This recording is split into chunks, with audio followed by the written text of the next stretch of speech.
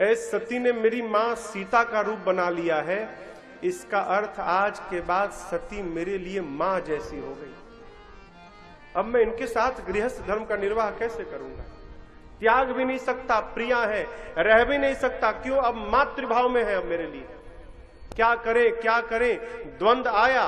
प्रभु के श्री चरणों का स्मरण किया और मन ही मन बाबा ने संकल्प कर लिया, आज के बाद मेरे शरीर से सती का भेंट नहीं होगा। बाबा ने सती जी का त्याग कर दिया। आकाशवाणी भाई, आकाशवाणी ने इतनी प्रशंसा की, धन्य हो बाबा, आपके अलावा भक्ति को इतनी ऊंचाई तक कौन लेकर जा सकता है। जय जय हो, जय हो, जय हो। खूब जय जयकार भैया। सती जी सुन ली, मन में सोचने लगी बाबा ने जरूर कोई प्रण किया। पूछती हैं बार बार, प्रभु आपने कौन सा प्रण किया? बाबा ने बताया नहीं। यहां पर देखिए गोस्वामी जी एक बड़ा सुंदर उदाहरण दिए। कहते हैं, जल पय सरिस बिकाई, देखहु प्रीत की रीति भली, बिलग होई रस जाई, कपट खटाई पर पुनी। कहते हैं जल दूध मिलकर एक भाव में बिकता है, लेकिन यदि खटाई पड़ जाए तो दूध से जल अलग हो जाता है। आप दर्शन करिए, दूध में जब पानी जाता है ना, तो दूध में मिलने के बाद पानी पानी नहीं रहता। क्या बन जाता है वो? दूध। क्यों? पानी जब दूध में जाता है तो अपना नाम, अपना पहचान, अपना अस्तित्व सब समाप्त कर देता है, तब दूध में के पास जाता है। दूध कहता है, भाई तू मेरे से इतना प्रेम करता है कि अपना नाम पहचान मिटाने को तैयार है, कोई बात नहीं, आज के बाद मैं तुमको अपना नाम दूंगा, अपना रूप दूंगा, अपना स्वाद दूंगा, और यहां तक कि अपना मोल दे के तुमको अपने साथ बाजार में बिकवा दूंगा। कितना प्रेम! और दूध उस पानी को भी दूध बना के बिकवा देता है, स्वयं उसी भाव में, अपने साथ में। उसी दूध को माई लोग ला के बर्तन में रखकर जब चूल्हे पे चढ़ाती है ना, और दूध गर्म होने लगता है, तो पानी कहता है दूध से, मित्र तुमने अपना रंग दिया, स्वाद दिया, मोल दिया, मुझे, मैं कुछ नहीं था, मुझे अनमोल बना दिया। चिंता मत करना मित्र, तुम्हारे साथ जब तक मैं रहूंगा, मैं अपने आप को जलाऊंगा, तुम्हारे ऊपर आंच भी नहीं आने दूंगा। और पानी अपने आप को जलाने लगता है, दूध को बचाता है। और जब मित्र जलने लगता है, दूध से बर्दाश्त नहीं होता, वो बर्तन से बाहर निकल के और उस आग को बुझाने दौड़ता है। तू मेरे मित्र को बुझ जलाएगा, उससे पहले मैं तुझे बुझाकर समाप्त कर दूंगा। कितना प्रेम हो! इसी प्रकार जब हम लोग अपने को समाप्त करके भगवान के पास जाते हैं ना, तो भगवान भी हमको अपना रंग देते हैं, अपना रूप देते हैं, मोल देते हैं, और अपने साथ साथ हमारी भी पूजा करवाने लगते हैं। लेकिन सावधान, उस दूध में खटाई का 2 बूंद पड़ जाए हो, तब जब दूध से पानी अलग होगा ना, उसके बाद दुनिया की कोई ताकत दोनों को एक नहीं कर सकती। उसी प्रकार भगवान के पास तो हो, लेकिन यदि तुमने कपट रूपी खटाई का प्रयोग किया, अपने और भगवान के बीच में कपट को रखा, तो हम भी भगवान से वैसे दूर हो जाएंगे जैसे खटाई पड़ने के बाद दूध से पानी निकल के दूर चली जाए। कपट ना हो। कपट जानते हैं क्या है? हम जो हैं वो दिखाई नहीं पड़ते, और जो दिखाई दे रहे हैं उससे हमारा कोई संबंध नहीं है। यही सबसे बड़ा कपट है। जीवन में ऐसा कोई व्यवहार नहीं करना जिससे किसी का मन दुखित हो जाए। मां बारंबार पूछती है, यद्यपि सती पूछा बहुभांति, तदपि न कहे त्रिपुर आराती। भगवान ने उस समय के बाद भी नहीं कहा, क्यों? कहूंगा तो सती का मन खराब होगा। मैं कह के नहीं, व्यवहार से बताऊंगा, सती मैंने आपका त्याग कर दिया है। कभी देखिए, गोली का घाव भर जाता है, बोली का घाव नहीं भरता है। जब तक शरीर रहता है ना, बोली का घाव सुनाई पड़ता है। कभी किसी को ऐसा नहीं कहना चाहिए जिससे उसका मन व्यथित हो। क्यों? अरे सदा ना रहा है,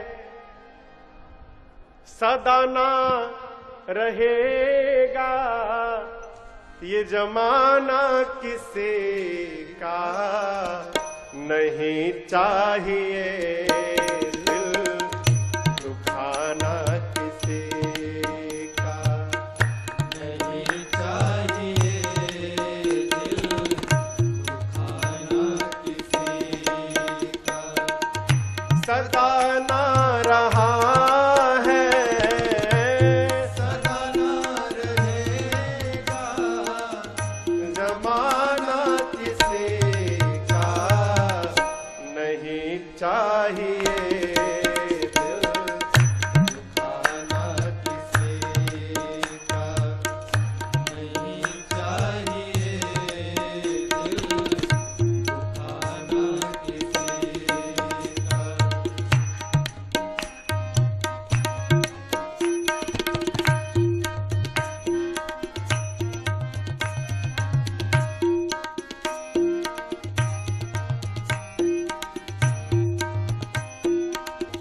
साधक कहता है क्या आएगा बुलावा तो जाना पड़ेगा सर तुझको आखिर झुकाना पड़ेगा आएगा बुलावा तो जाना पड़ेगा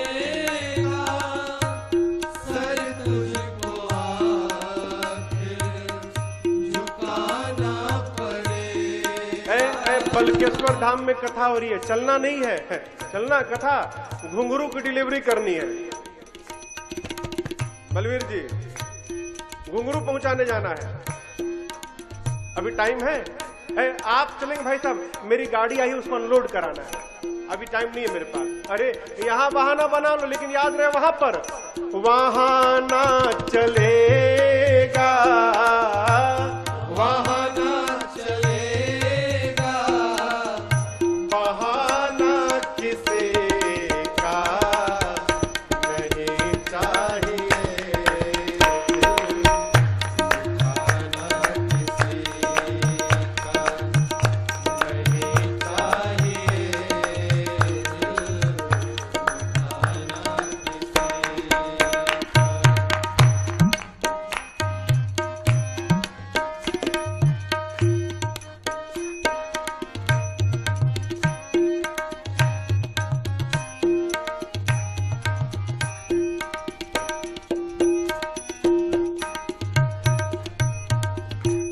सोहरत तुम्हारी बह जाएगी,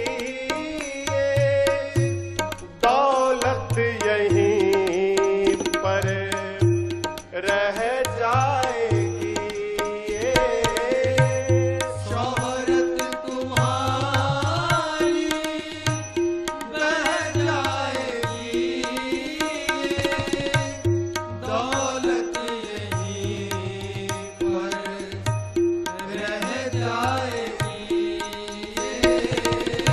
नहीं साथ जाता, नहीं साथ जाता खजाना किसी का नहीं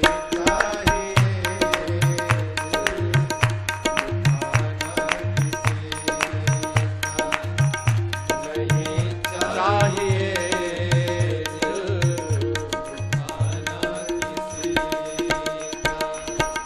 सदा ना रहा है, सदा ना रहेगा जमाना किसी का नहीं चाहिए,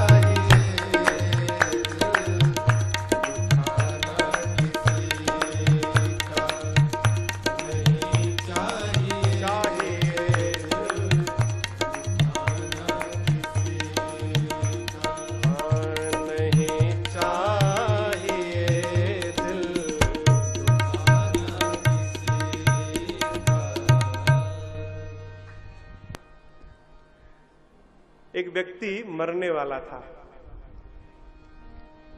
तो अपने बेटे से कहा, बेटा मेरी अंतिम इच्छा पूरी करोगे? बोला, जी पिताजी।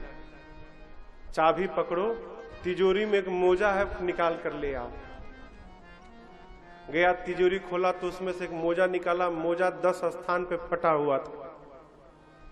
ले गया पिताजी के पास। पिताजी बोले, बेटा ये मेरा बड़ा प्रिय मोजा है, मैंने वर्षों से इसको बचा के रखा है। मेरी अंतिम इच्छा है, जब मैं मर जाऊं और मुझे चिता पे जलाना ना, तो ये मोजा पहना के फिर जलाना। करोगे? जी पिताजी, अवश्य करूंगा। प्राण छूटा, घाट पर लेकर गए सब। जब चिता पे शरीर को रखने की बारी आई, उसने कहा, देखिए पिताजी की अंतिम इच्छा थी, मैंने वचन दिया है, मैं ये मोजा पहना के फिर चढ़ाऊंगा वहां। ब्राह्मणों ने कहा, दिमाग ठीक है? चिता पे रखने के समय शरीर पर कोई कपड़ा नहीं रहता है। बोले, हम नहीं जानते, पिताजी की इच्छा मैं पूरा करूंगा ही करूंगा, बिना पहना मैं रखने नहीं दूंगा। भैया बवाल। वो कहे कि बिना मोजा पहना मैं रखने नहीं दूंगा, ब्राह्मण का मोजा रहेगा ही नहीं। बड़े बड़े विद्वानों को बुलाया गया, कोई उपाय निकले, कोई उपाय नहीं। कोई भी ब्राह्मण देवता तैयार नहीं भय कि मोजा पहनाया जाए। तब तक एक दूसरा व्यक्ति आया और उसने उस लड़के को एक दूसरा पत्र दिया। वो भी पत्र उसके पिता का ही था।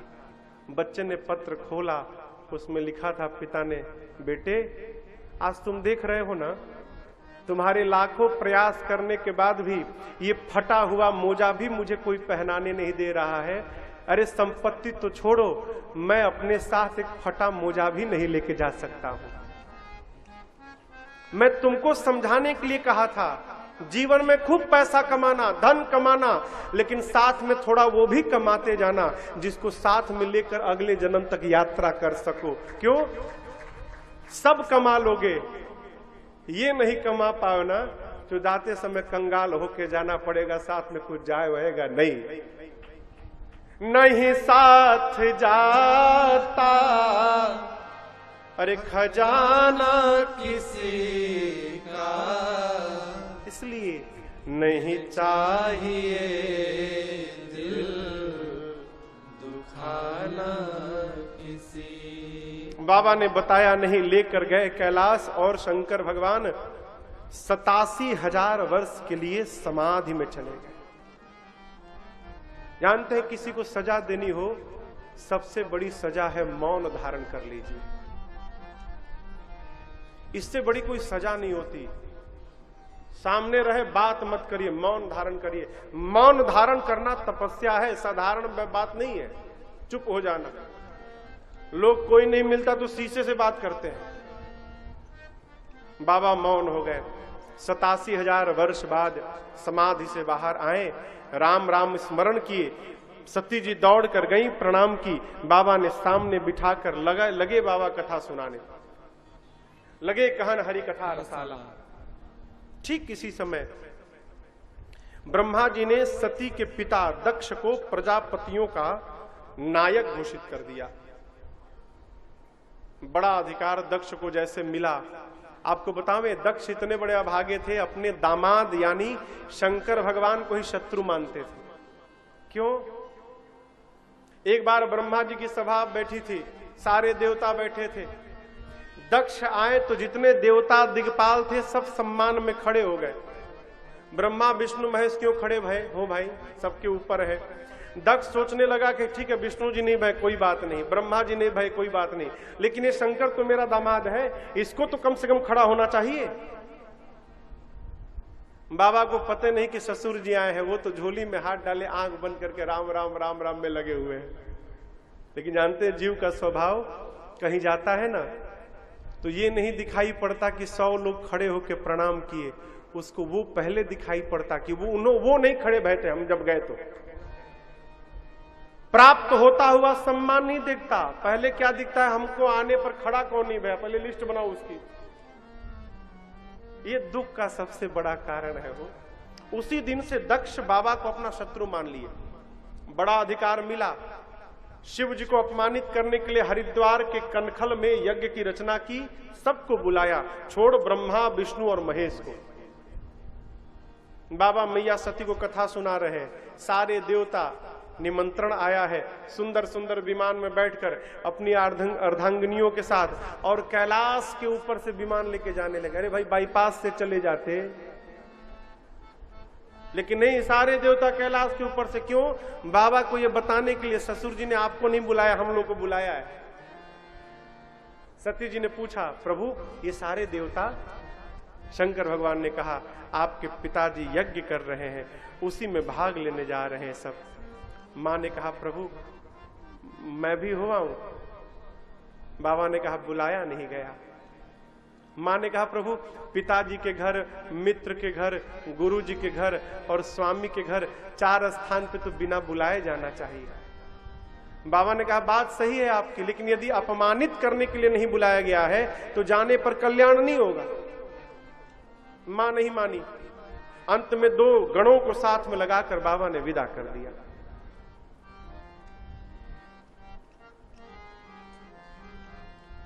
अस्सी साल की बूढ़ी माई भी जब अपने मैके जाती है ना हो, चेहरे की खुशी आप देखिएगा कभी। अरे है क्या बात है, गलत तो नहीं कह रहे हैं ना? है?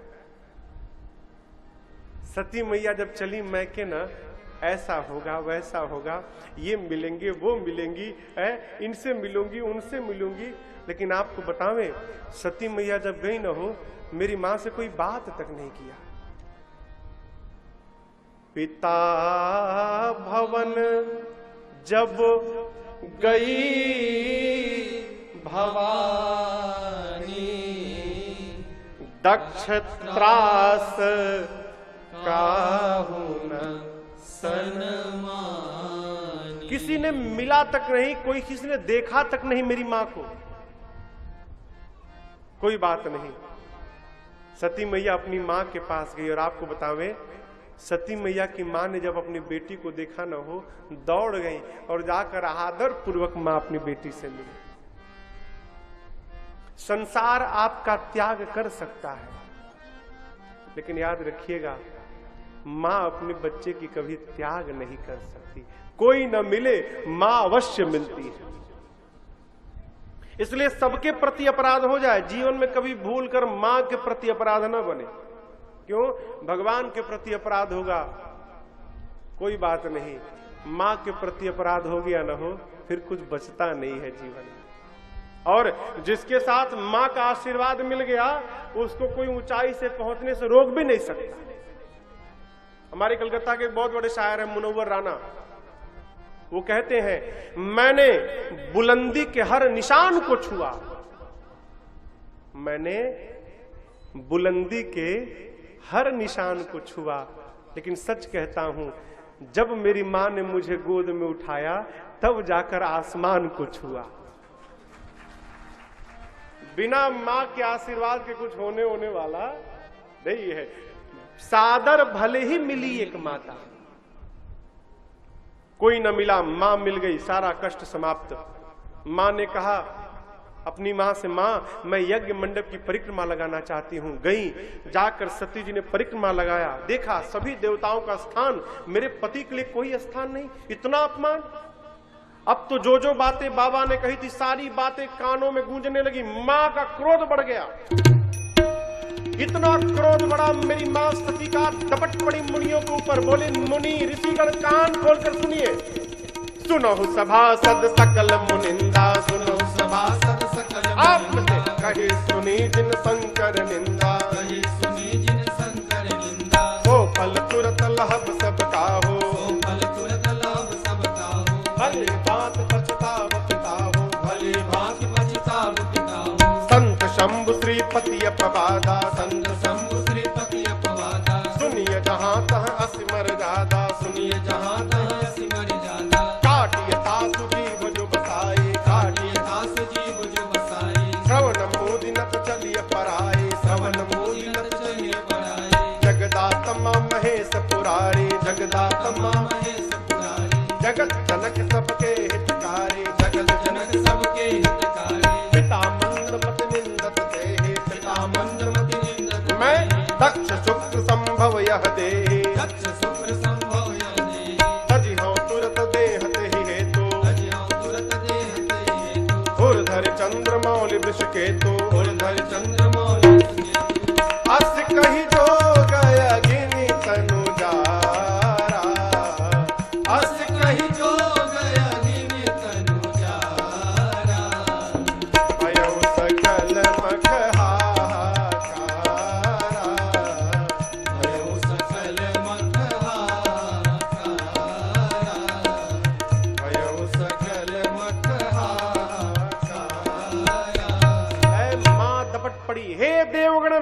ध्यान से सुनिए, आप में से बैठकर जिसने मेरी पति की निंदा की है अथवा जिसने बैठकर कानों से सुना है, सबको दंड मिलेगा। नियम है, मर्यादा है। जिस सभा में संत की, शंभु की और नारायण की निंदा हो, यदि शक्ति है तो निंदा करने वाले की जिह्वा काट दो, शक्ति नहीं है तो कान बंद करके चले जाओ। मेरे पति केवल पति नहीं, जगत के पिता हैं और आज इस मेरे नीच पिता ने मेरे पति की निंदा की। आज के बाद मैं इसकी बेटी नहीं कहलाऊंगी, दक्ष की बेटी के रूप में जीवित नहीं रहना। मां ने दाहिने पांव के अंगूठे से योग अग्नि को प्रज्वलित कराकर और अपने आप को जलाकर भस्म,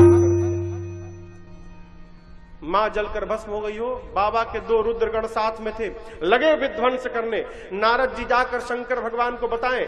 बाबा ने जटा निकालकर पटका पर वीरभद्र प्रकट हो गए, कुपित करके भेजा उनको। वीरभद्र आए, गणों ने वीरभद्र से कहा, एक पूषा नाम के देवता थे, पूषा।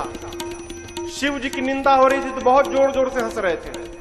गणों ने कहा ये बहुत हंस रहे थे। वीरभद्र ने ऐसा मुक्का मारा, 32 दांत गिर गए। यज्ञाचार्य थे भृगु जी महाराज, उनकी दाढ़ी नोच ली जाकर। दक्ष के सर को पकड़ा वीरभद्र ने और घुमाकर धड़ से सिर को उखाड़कर और अग्निकुंड में जलाकर भस्म कर दिया। बाद में भगवान शंकर को बुलाया गया यज्ञ की रक्षा भई। सावधान, किसी को नीचा दिखाने के लिए आप सत्कर्म करने जाएंगे, गांठ बांध के रखिए, आपका सत्कर्म पूरा होने वाला नहीं है। वैर भाव से यदि परमार्थ करेंगे आप तो पूरा होने वाला। मुझे याद है महाराज जी के साथ बैठा था एक कथा में, आगे कहीं कथा थी तो वहां के आयोजक आए थे। बोले महाराज जी से कि ये क्या व्यवस्था महाराज, व्यवस्था हम करेंगे। तो महाराज जी ने कहा भगवान आपकी रक्षा करें। तो समझ में उनके बात नहीं आई, वो चले गए। हमने कहा सरकार आपने ये क्यों कहा कि भगवान आपकी रक्षा करें। बोले बेटा अभिमान करके गए हैं, इनकी कथा बिगड़ेगी, तुम देखना। और बतावे 9 दिन कथा भई, 9 दिन दिन भर जितने कार्य करता रहते थे, बाल्टी ले लेकर पंडाल से पानी बाहर निकालते थे।